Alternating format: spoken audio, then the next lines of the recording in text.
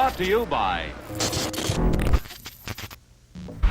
One of the biggest fears that so many people share throughout the world often comes in such a small package. They hide within your home, lurking beneath your furniture, in the dark corners of your basement, and, even sometimes, beneath the covers where you sleep. Most of the time, we never know they're even there, until they crawl across the wide open spaces around your walls, or one comes dangling down from the ceiling into your path. We fear them because they are so different from us.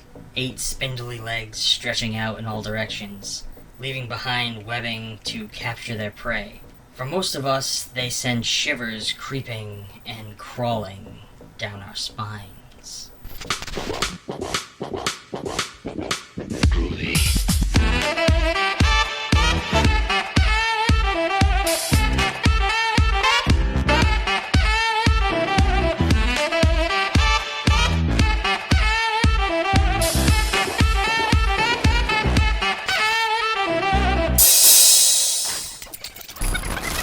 As you all know by now, I love movies. Some would probably say to an unhealthy degree. I'm always looking to get my hands on anything that will showcase and celebrate the cinema that I love to talk about so much. And for years, I have had my eye on Movie Palette. Movie Palette is one of the most unique forms of movie-related art that I have ever seen.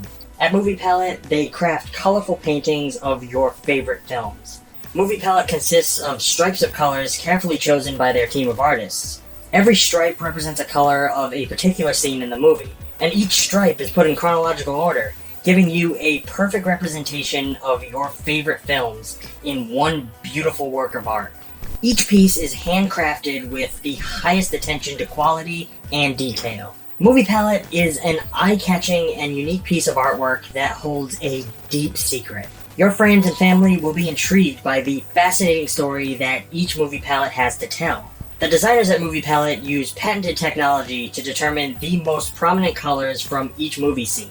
These colors are then strategically laid out side by side in chronological order. The width of each stripe represents the length of the scene. The effect is a stunning and accurate representation of the colors and vibrancy found in your favorite movies. As its secret is revealed, Movie Palette is sure to become a conversation piece, as you try and guess which color represents which scene.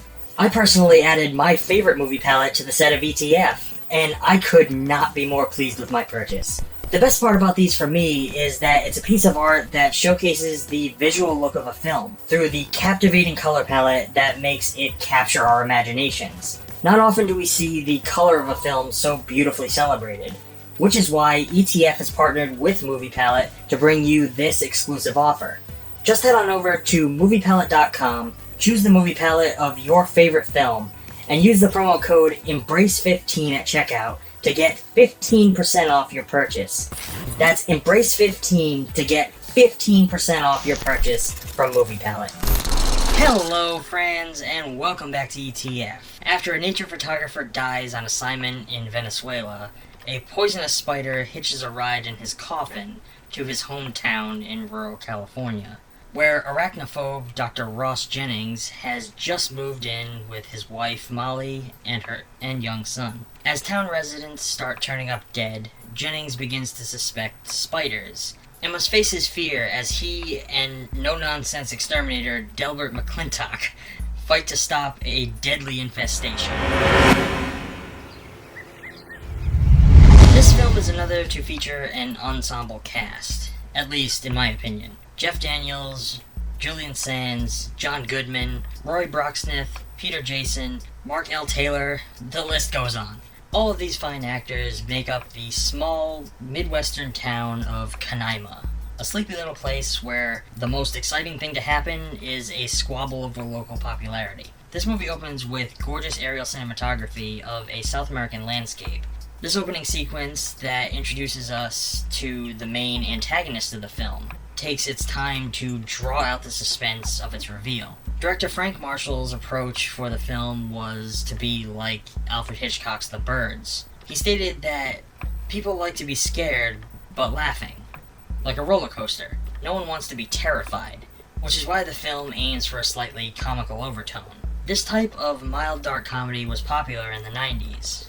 Nothing is in your face. Everything is downplayed humor, allowing the horror and thriller elements to take the lead. They do great work with foreshadowing throughout the narrative and play with many elements that resurface in the big finale of the film, such as Ross falling through the floor. The filmmakers play with shadows, silhouettes, and other methods of obscuring the spiders, like having them move beneath cloth to obscure the larger size. There's some cheesiness associated with the film, like how the spider arrives at the place where it chooses to nest right at the exact moment our protagonists move to town and arrive at their new home. They do a great job setting up the atmosphere of this small town, creating something very believable. Something I found interesting was the fact that when Jeff Daniels came on board to play Dr. Ross Jennings, the film was a serious movie. One that Daniels told Philadelphia's Daily News was pretty formulaic. He said you could tell that the lines were kind of written by a computer. He and Frank Marshall were hoping for a more ironic tone, so the script went through several revisions, and the filmmakers studied Alfred Hitchcock films and Jaws to get the tone right. One key change was Daniel's character was given a fear of spiders. The characters here are presented in a very realistic fashion, laying on Ross's fear of spiders pretty heavily as his wife tries to get him to confront the fear and look at the webbing in the barn. They do a great job playing up how tough it is starting as a new doctor in a small town, basically starting from the ground up. I have never seen a movie where they were able to get real insects to cooperate so well. The safety of the spiders was paramount throughout the entire production, so for one scene where McClintock had to spray an arachnid with insecticide, then squash it with his boot, the production went to extreme measures, first by spraying a dummy spider, then Goodman donned these special boots with a hollowed out sole, so that when he stepped on the spider, it would just curl up inside and wait for the next take. They did have to rely on some practical effects here and there. In fact, the animatronic general spider seen in the film's climax is one of the earliest prop jobs done by Jamie Hyneman, star and co-producer of the popular show Mythbusters. The events of the film play out pretty quickly once the possible threat of spiders begins to surface. The shower scene is probably one of the most tense moments of the film. I love the little standoff between Delbert and the spider. It always feels like something out of a spaghetti western. There is a lot of attempt to utilize juxtaposition throughout this story as well, kind of presenting you with both sides of the battle in a way. As Ross is introduced to the town, the spiders make their way out into the world. There's a nice juxtaposition between the spider's origins and Canaima, the town in which the film is set. And it's nice and comical how the spiders have sex the same time Ross and his wife do. The climax of the movie is the hardest for me to stomach personally. The idea of being surrounded by hundreds of thousands of spiders is terrifying. But it's always amazing when John Goodman rolls up looking like a fucking gunslinging badass with his super insecticide poison. I like the choice that they made the nest end up being in Ross's wine cellar, because it's like his worst enemy invaded his lifelong dream. In the end, he has to relive and overcome his greatest childhood fear to kill the spider. The climax of the film aims to make a statement. As the Jennings family has survived the infestation and moved back into the bustling city, they quickly experience an earthquake, showing us that the grass is never really greener, and that nothing is ever going to be perfect. You always have to deal with things that are out of your control. I personally have to give Arachnophobia an A-.